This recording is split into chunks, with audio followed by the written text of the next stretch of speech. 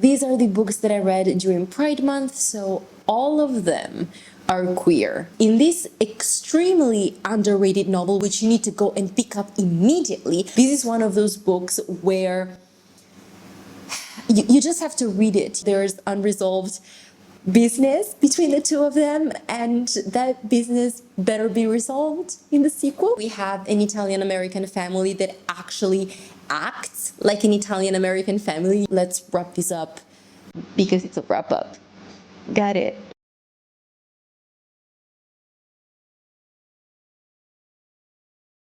Hello my lovely readers and queers, welcome back to my channel. I am Franny, and in this video I'm going to share with you the books that I read in the month of June. These are the books that I read during Pride Month, so all of them are queer. This is going to be a queer bonanza of a wrap-up, right? Which we love, which we're here for. Lucky for me, because I'm basically a sleepwalking zombie at this point, I don't think I'm gonna have to say much about these books. I think we can get through this wrap-up relatively quickly. That is, if I'm able to speak without losing track of what I'm saying while I'm speaking, which is a challenge for the state in which I'm in. But I need to get this done because I'm going on my vacation, and this needs to be done and filmed and edited and taken care of, because I do not want to touch my videos or my camera or my laptop or anything till the end of August. So everything you're seeing was done the very first week of August, and time is running, so let's wrap this up because it's a wrap up. Got it. Oh my god, this is bad. I need sleep. I read a bunch of queer stuff in the month of June. I'm just gonna go in order. I do not know what the average rating is. I will write it somewhere on the screen when I'm more awake than I am right now.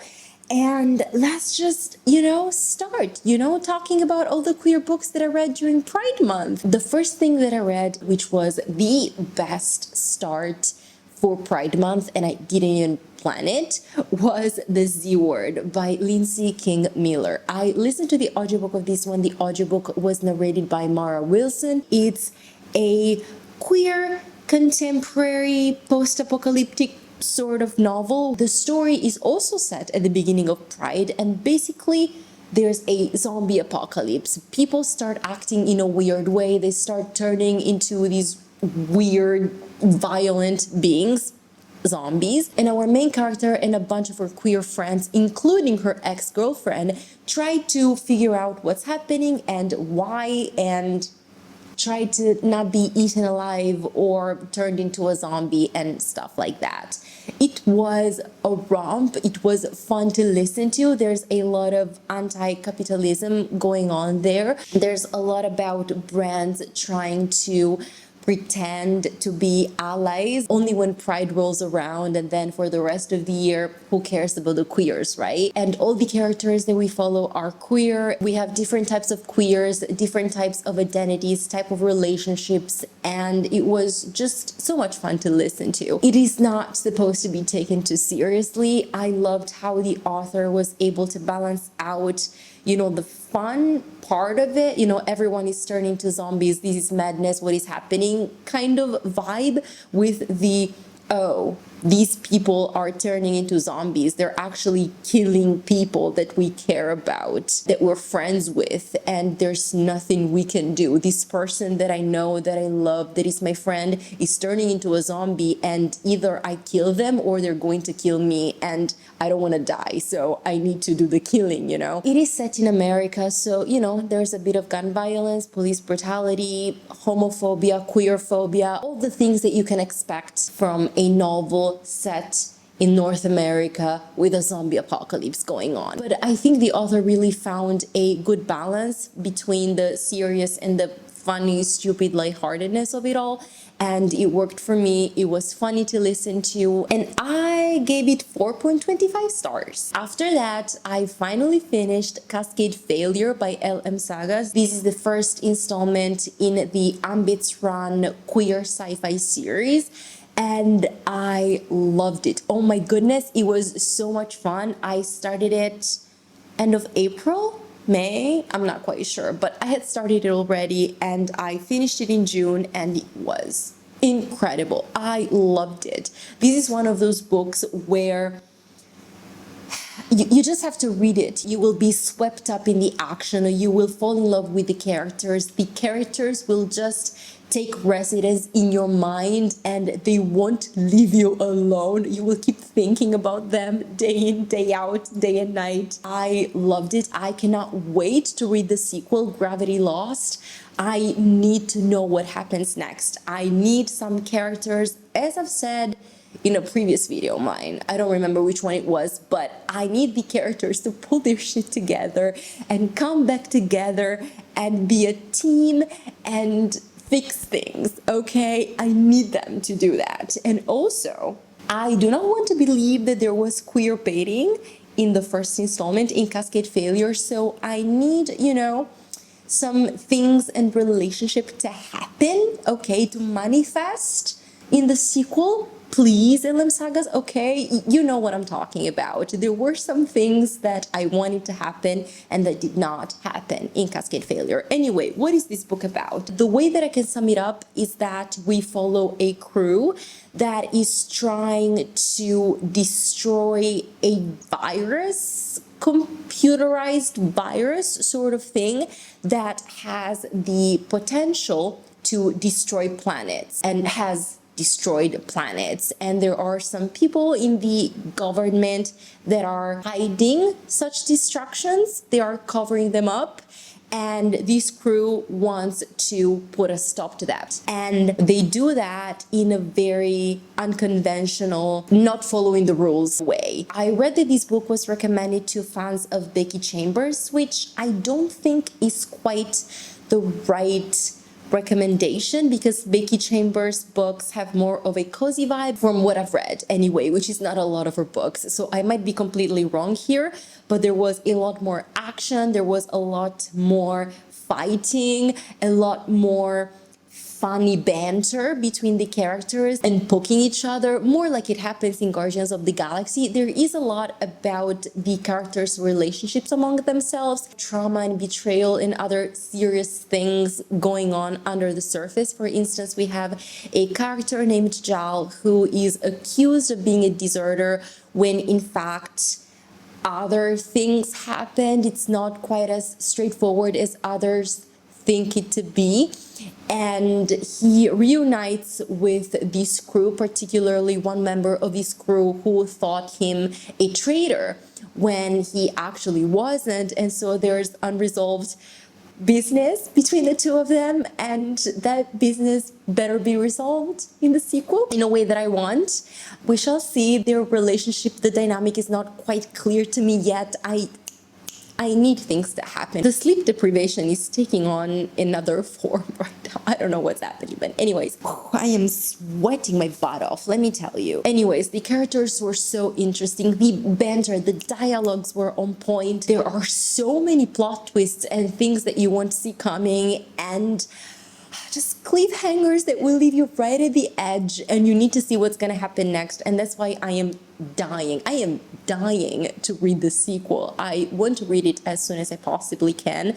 I'll see if I can get to it on my summer break. Otherwise, as soon as I get back, that's going to be one of the first books that I read, because I just need it. I need to know what happens next, and I cannot wait. If it wasn't clear, this was a 5 stars, okay? Next, we have another 5 stars read, which I've talked about at length in my media reading check-in sort of video, and that is Experienced by Kate Young, narrated by Annabelle Baldwin, whom I adored. In this extremely underrated novel, which you need to go and pick up immediately, we follow a woman named Beth who finally realizes that she's been a lesbian all along. She likes women, and she immediately falls in love with May. They start a relationship, but when things are about to really get serious and their lives are getting more and more intertwined, May tells Beth that perhaps she needs to go out and have experiences and explore her newfound sexual identity, sexual orientation before she settles down down in,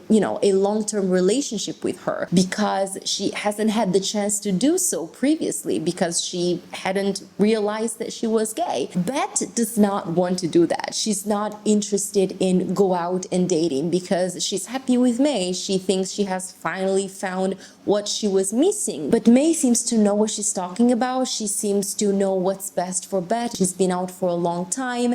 And so Bet finally caves in. She decides to go along with it. She decides to sign up for some dating apps to see what's out there, what she likes, what she doesn't like. And she definitely has some encounters, sexual and non-sexual, and she will for sure make some unexpected discoveries along the way. I loved this book so much, not only because it is so relatable to my personal life and personal experiences, even though no, I did not go and try out what I'd been missing because I knew what I had found and there was no way I was letting her go. Thank you, but no thank you. It was just so well written. It had so many tropes that I like, such as fake dating, such as slow burn romance, such as friends turned lovers, such as a beautiful, real, supportive friendship between two women that are very different, but they're still besties and they're there for each other. And that is always so beautiful to see. And, the happy ending. I loved this book so much. I truly recommend it to everyone who wants to read a great contemporary novel, a great romance, a great story about friendship and finding yourself, discovering yourself, and making the most of it. Putting yourself out there and going after what you want, even if you don't know how it's going to turn out, even if that means making an ass of yourself. Just go for it. And oh my goodness, it was such a great novel. I loved it so much. Definitely the best book that I read in the month of June. No doubts, hands down, it was that good. 5 huge stars. After that, I listened to Evenings and Weekends by Oisin and McKenna. The audiobook was narrated by Isabel Adomako Young. This one was okay. I don't really remember much about it, and I think that tells you all you need to know about a book. Like, if you're struggling to remember what it was about and what happened, it means that it didn't really leave a mark, and that's why I think it was a me problem and not the book's problem. The book was good. It offered a realistic portrayal of life in the 21st century. The story follows a bunch of characters that are all interconnected with each other, and they are at different stages in their lives, but all of them are trying to find their place. They're not quite sure yet about who they are, about what they want, about where they should go from where they currently are. And this indecision, this confusion bleeds into their daily lives in different ways. I think we mainly follow a couple who has been together for years and years. I think since college, and now they're in their early 30s or something, and she gets pregnant, but they're struggling economically, and perhaps they don't even really want to have this child, and the guy in the couple might be a closeted gay. And then we follow the woman's best friend who is gay and is in a relationship with a man who is actually in a relationship with someone else. And we also follow the guy in the heterosexual couple's mother. She's struggling with cancer and with a complicated relationship with her sons. The novel is definitely character-based, not plot-based, so it's about these characters, where they are in their lives and how they are struggling with their current present situation. While I appreciated seeing how it doesn't matter where you are in life, it doesn't matter how old you are, you might not have all the answers. You might be at a stage in life where you're still looking for your way, you're still looking for what makes you happy, another path to follow, another direction for your life. But I didn't really feel close to any of the characters. I wasn't really touched by the story. I listened to the audiobook, and I think that was the right way for me to consume the story, because it kept me engaged. It kept me wanting to, keep listening and go forward. But at the same time, I wasn't truly emotionally involved. So that's why I'm saying I think it's a me problem and not a book problem. If you like literary fiction, if you like books that are a social commentary, if you like very slow-paced stories that are mostly about the characters and no specific plot, then this might be the book for you. I think it didn't touch me personally, but it could definitely touch someone else. And it is a book that has its merits, so I gave it 3.75, but that's only because I recognize its objectively good parts. So there's that. Do with that what you will. Then I read a bunch of graphic novels. I read Lumberjanes Volume 1 and Volume 2. I had gotten the 6 volumes from my local library, but then when I started the third one, I realized that the illustrator had changed, and that's an issue for me. If I start a graphic novel series, I prefer the author and most importantly the illustrator to be the same throughout, because then in my mind the characters have a specific look, the graphic novel has a specific look, a specific vibe, and then if it changes throughout, I am just pulled out of the story and I don't enjoy it as much. So that's why I stopped reading it. Also because I read the first 2 volumes, I enjoyed them, but I didn't love them. You know, I didn't love them as much as I loved Nimona, which is such a great, incredible queer graphic novel. So if you want to read something by Andy Stevenson, that's definitely the way to go for me. I would personally skip on the Lumberjanes. Perhaps it's also the fact that they are for a younger audience that perhaps wouldn't be bothered by a different illustrator. So there's that to consider. It's basically about a bunch of Girl Scouts called the Lumberjanes. They go on small adventures to earn badges. There are some supernatural sort of elements in the story as well. It was okay. It was cute. I think I gave it 3.5 stars, something like that. It was a fun time. I think I read them in 1 hour or so it was fine. But then after Lumberjanes, I read 4 volumes of Goldie Vance by Hope Larson, and I really enjoyed these. They were so much fun to read. We're basically following a 16-year-old Black girl who works as a valet at the hotel that her father manages, but she also helps out the hotel's detective, and it's all about her getting mixed up in these cases and trying to solve some mysteries and creating shenanigans. Basically, it was so much fun to read. I loved the illustrations. They were so cute. I think it is set in the 1960s, 1970s, something like that. I love stories that are set in hotels. I love mysteries, and our main character, I think in volume 2, I don't remember exactly when it happens, but she starts a relationship with another girl. It was just a good, solid, cozy mystery series. Even in this case, there was a 5th volume, but again, the illustrator changed and it was so different. Like when I started reading it, I was immediately pulled out of the story because the characters looked completely different and I could not. And I also didn't really care for the story because it was going in a different direction. So I think perhaps both the illustrator and the writer changed. I'm not quite sure. But anyways, I read the 4 volumes and the first one and the third one were my favorites. Volume 1, I gave 4 stars. Volume 2, 3.75. Volume 3, 4.25. This one was my favorite. And Volume 4, 3.75. And the last book that I read for Pride Month is One Killer Problem by Justine Pucella Winans. This is a YA queer mystery novel in which we follow Gianna, our main protagonist, who tries to solve the murder of her math professor. Her 2 best friends are part of a mystery club sort of thing at school, but they've never solved any mystery, so this is their first one. It is a YA mystery novel. I do not want to say too much because I would just spoil you the book and the story, and I really don't want to do that. I will only say that I really loved the main character. I loved how flawed she was. She kind of has anger issues. She reacts in a very instinctive, impulsive way, and that's challenged throughout the book, by the way, so it's totally fine. We do not need perfect characters. We need human beings as characters that can make mistakes and get better throughout the story, or not. It depends on the type of story that you're reading, but anyway, that's besides the point. I loved the main character. I loved that she had IBS, irritable bowel syndrome. I think it was just, you know,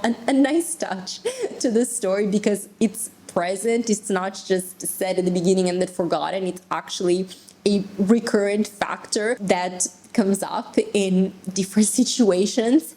And I loved the representation. We have an Italian American family that actually acts like an Italian American family. You can see the Italian roots in the way they speak, in the way they behave, in the way they act, in the way they just interact and talk to each other. And I loved that 75% of this Italian American family is queer. Gianna is bi.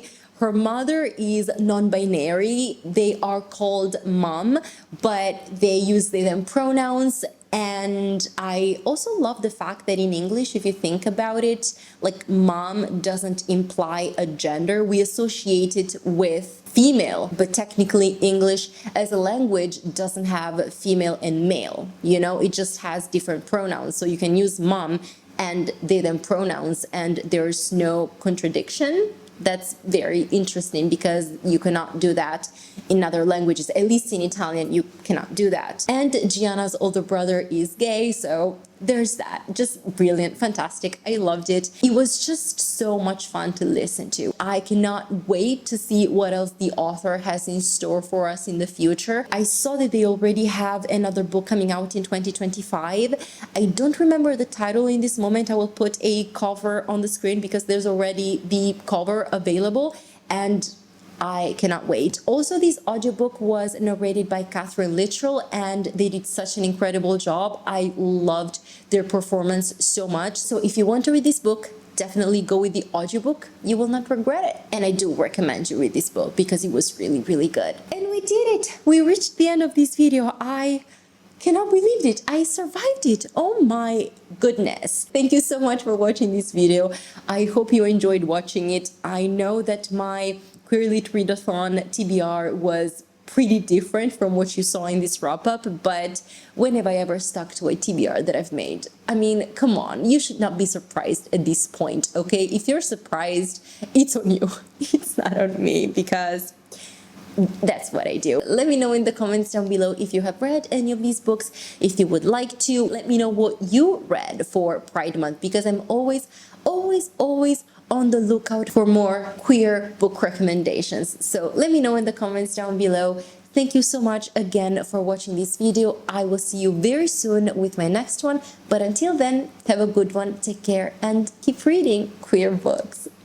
Warm hugs. Bye.